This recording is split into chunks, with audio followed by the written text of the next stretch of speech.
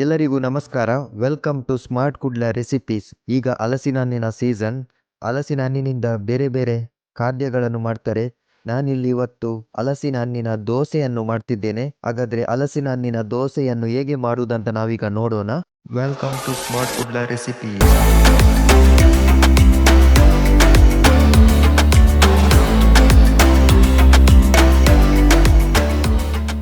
ನಾನು 1 ಕಪ್ಪಷ್ಟು ವೈಟ್ ರೈಸನ್ನು ಚೆನ್ನಾಗಿ ತೊಳೆದು 5ರಿಂದ 6 ಗಂಟೆಗಳ ಕಾಲ ಮೊದಲೇ ನಾನು ನೀರಿನಲ್ಲಿ ನೆನೆಸಿಟ್ಟುಕೊಂಡಿದ್ದೆ. ನೀವು ಬೇಕಾದರೆ ಇಡ್ಲಿ ರೈಸನ್ನು ಕೂಡ ಯೂಸ್ ಮಾಡ್ಬೋದು. ನಾನಿಲ್ಲಿ ವೈಟ್ ರೈಸನ್ನು ಯೂಸ್ ಮಾಡಿದ್ದೇನೆ. ಈಗ ಅಕ್ಕಿಯನ್ನು ಮಿಕ್ಸರ್ ಜಾರಿಗೆ ಹಾಕಿದ್ದೇನೆ. ಸ್ವಲ್ಪ ನೀರನ್ನು ಹಾಕಿ ಚೆನ್ನಾಗಿ ಗ್ರೈಂಡ್ ಮಾಡಬೇಕು.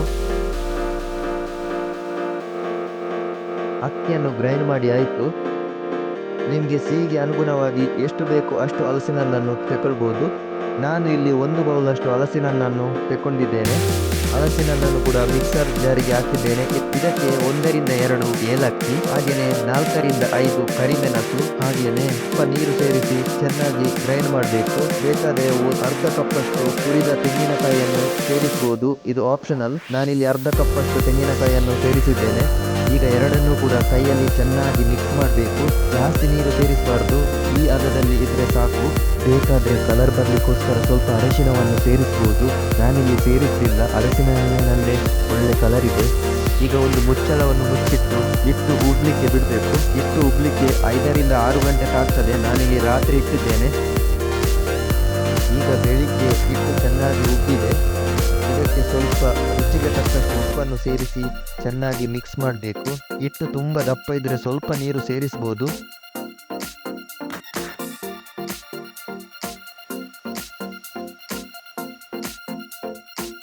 ಈಗ ಒಂದು ಕಾವಲಿಯನ್ನು ಬಿಸಿ ಮಾಡಬೇಕು. ಇದಕ್ಕೆ ಸ್ವಲ್ಪ ತುಪ್ಪವನ್ನು ಸೇರಿಸಬೇಕು.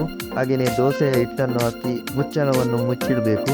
ತುಪ್ಪ ಹಾಕಬೇಕಂತಿಲ್ಲ, ತುಪ್ಪ ಕೂಡ ಆಪ್ಷನಲ್. ನೀವು ನಾರ್ಮಲ್ ಆಗಿ ಡ್ರೈ ಆಗಿ ದೋಸೆಯನ್ನು ಕೂಡ ಮಾಡ್ಬೋದು. ತುಪ್ಪ ಹಾಕಿದರೆ ತುಂಬ ಚೆನ್ನಾಗಿ ಟೇಸ್ಟ್ ಬರ್ತದೆ. ಸೊ ನಾನಿಲ್ಲಿ ತುಪ್ಪವನ್ನು ಹಾಕಿದ್ದೇನೆ.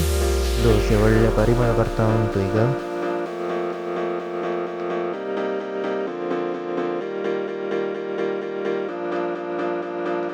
ಹಲಸಿನ ಹಣ್ಣಿನ ದೋಸೆ ರೆಡಿ ಆಗ್ತಾ ಬಂತು.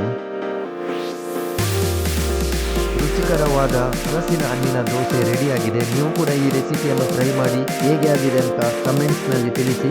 ನಿಮಗೆ ಈ ವಿಡಿಯೋ ಇಷ್ಟವಾದರೆ ಲೈಕ್ ಮಾಡಿ, ಶೇರ್ ಮಾಡಿ, ಹಾಗೆಯೇ ಕಮೆಂಟ್ಸ್ ಮಾಡಿ. ಮತ್ತಷ್ಟು ರೆಸಿಪೀಸ್ಗಳಿಗಾಗಿ ಸ್ಮಾರ್ಟ್ ಕುಡ್ಲ ಯೂಟ್ಯೂಬ್ ಚಾನೆಲನ್ನು ಸಬ್ಸ್ಕ್ರೈಬ್ ಮಾಡಿ. ಹಾಗೆಯೇ ನಮ್ಮ ಫೇಸ್ಬುಕ್ ಹಾಗೂ ಇನ್ಸ್ಟಾಗ್ರಾಮ್ ಪೇಜನ್ನು ಫಾಲೋ ಮಾಡಿ. ಮುಂದಿನ ರೆಸಿಪಿಯೊಂದಿಗೆ ನಾವು ಭೇಟಿಯಾಗೋಣ. Thank you. Bye bye. See you.